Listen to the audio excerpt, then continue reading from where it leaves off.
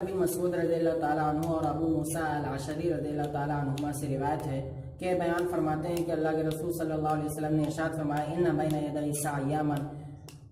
یرفع فیہا العلم، کہ قیامت کے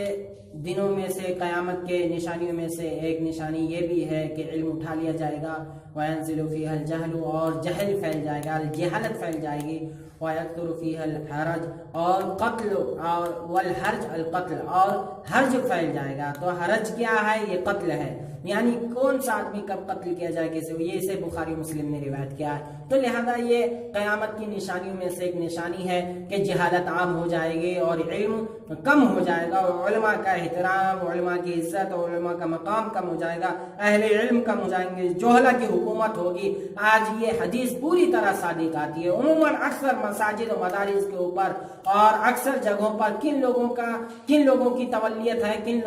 کون سے لوگ متولی بنے ہیں؟ وہی لوگ متولی بنے ہیں جو لوگ جاہل ہیں، جو کچھ بھی نہیں جانتے ہیں، لیکن مسجدوں کے متولی، مدرسوں کے متولی، قبرستان کے متولی ہیں، خود بھی گمراہ ہیں اور دوسروں کو بھی گمراہ کرتے ہیں، اور بہت بڑے بڑے مفتی بنے بیٹھے ہوئے ہیں، سنی سنائی باتیں پھیلاتے ہیں، اور کوئی بھی مسئلہ ان سے پوچھو اس کا جواب ان کے پاس حاضر رہتا ہے۔ اور کچھ لوگ تو چاہتے ہیں کہ ہمیں مفتی اعظم سمجھا جائے، مفتی کہا جائے، وہ چاہتے ہیں کہ وہ رئیس الجہال بننا چاہتے ہیں، حالانکہ ہے وہ رئیس الجہال، انہیں کوئی کہنے کی بھی ضرورت نہیں ہے۔ اور اسی طریقے سے قتل میں اضافہ ہو جائے گا، کون آدمی کس وجہ سے قتل کر دیا جائے کوئی بھروسہ نہیں، کوئی پتہ نہیں ہے، کچھ نہیں پتہ ہے کہ گھر سے نکلے گا تو وہ زندہ بھی لوٹ کر آئے گا۔ معاملہ یہاں تک ہو گیا ہے، مرنے والے کو بھی پتہ نہیں رہتا کہ مجھے کیوں مارا گیا ہے۔